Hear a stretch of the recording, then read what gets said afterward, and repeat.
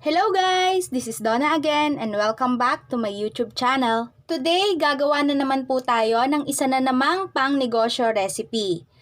Gagawa po tayo ngayon ng adobong mani with garlic. Ito po yung mga ingredients na kakailanganin natin. Gagamit po ako dito ng 1 kilong mani, yung may balat po yung gamit ko dito. And then, gagamit din po tayo ng garlic. Hihiwain nyo lang po ito ng maninipis. Bale, 1 kalahating garlic po yung nagamit ko dito. Sobrang nipis lang po yung hiwa nito. Ayan. Gagamit din po tayo dito ng mantika para sa ating pag-fry dun sa ating peanuts. And then, salt. Ito po yung mga bottles or yung mga jar na gagamitin ko. 3 klase po yung gagamitin ko para meron kayong pagpipilian. Meron po ako dito 610 ml, 600 ml, and ito. So, kayo na pong bahala kung gaano kalaki yung paglalagyan nyo. Meron din pong nabibili nitong mga ito sa Shopee or sa Lazada. Meron din po doon yung maninipis lang na bottle or jar. Marami po kayong pagpipilian doon, so kayo na pong bahala kung ano yung paglalagyan nyo. Ayun lang po yung mga kakailanganin natin, so umpisahan na po natin.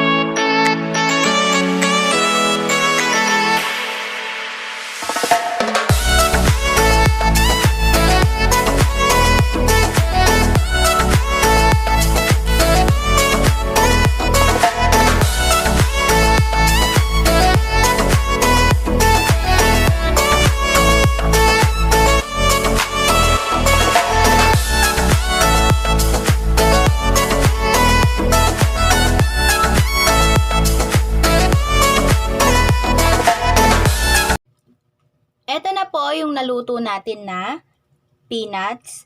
Ang next naman po natin gagawin ay maglalagay lang tayo ng salt dito sa ating mga peanuts. Huwag po masyadong madami.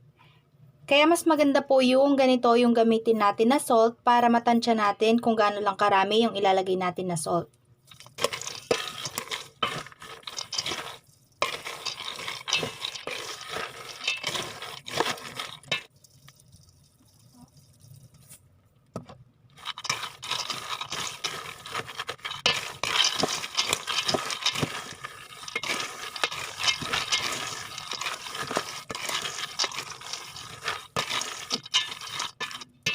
Tapos ay ihahalo lang po natin dito yung ating mga bawang na niluto kanina.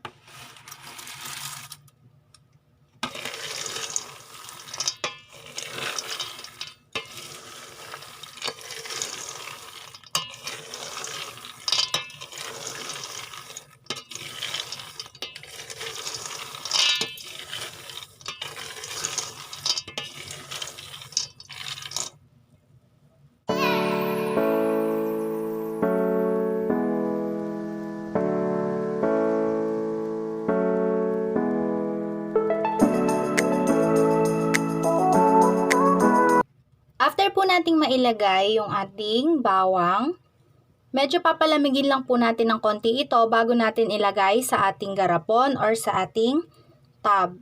Kung gusto nyo rin po mag-add ng sili, pwede rin po i-cut nyo lang ng maliliit na pieces yung siling labuyo and then pwede po ninyong ihalo sa mani habang niluluto siya. Sa akin, hindi po ako naglagay ng spicy dahil ito na po yung nakasanayan ng mga binibigyan ko. Pero pag meron pong order na gusto nila yung spicy, gumagawa din po ako nun. So, depende po sa inyo kung gusto nyo na medyo maanghang. Pwede po kayong maglagay ng siling labuyo or yung siling red. Ikakat nyo lang po. At habang pinapalamig po natin yung ating peanuts, ngayon po ipaparinig ko sa inyo kung gaano kalutong yung ginawa or yung niluto natin na peanuts and yung kanyang bawang. Unahin na natin yung bawang.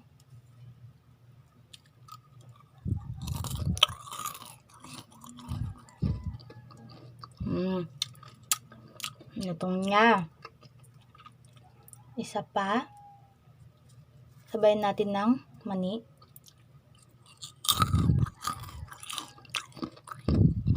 Sarap. Ako, mauubos ko na to guys sa kakatikim. Yun namang mani.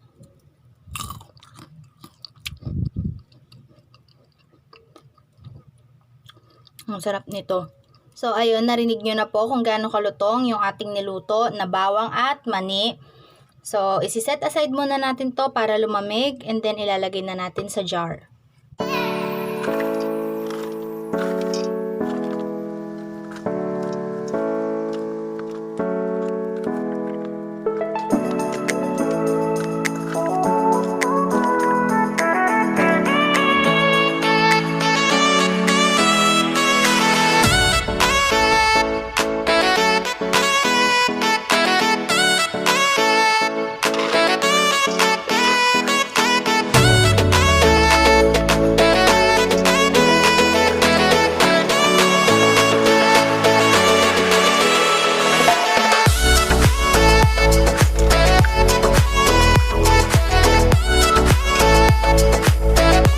Ito na po yung ating adobong mani. Paano nga ba or magkano nga ba natin pwedeng ibenta itong ating adobong mani? Ito pong ating 610 ml. Ang price po nito ay 150 to 180 pesos. Depende po kung magho-wholesale kayo. Kung i-wholesale po ninyo ito, pwede na to sa 150 pesos. Pag retail, 170 to 180 pesos po ang presyo nito. And ito namang isa, ang presyo po nito ay halos kapareho lang nito. Magbabawas lang kayo ng 10 pesos. And itong isa po ay 120 pesos lang. Kung wholesale po ninyo ito, pwede nyo itong ibigay for 100 pesos. And meron pa tayong natirang konti. So, para sa atin na to. And dito pa lang sa malaki, sulit na po yung inyong gastos dito. Yung ganitong lagayan, nabili ko po ito sa Shopee. Ito po ay 18 pesos isa, itong malaki. Ito naman 18 pesos din, tapos ito pong maliit ay 15 pesos. Para po sa exact measurements ng mga ingredients na ginamit, at pati na rin po yung mga presyo ng bawat ingredients na ginamit ko, ilalagay ko na lang po sa description box below. Sana po nagustuhan nyo yung ating recipe for today, and para sa mga bago lang sa channel ko, please consider to subscribe into my channel and pakiclick na rin po yung bell button below para po notified kayo every time may bago akong upload na video. So, thank you guys again and see you on my next video. Bye!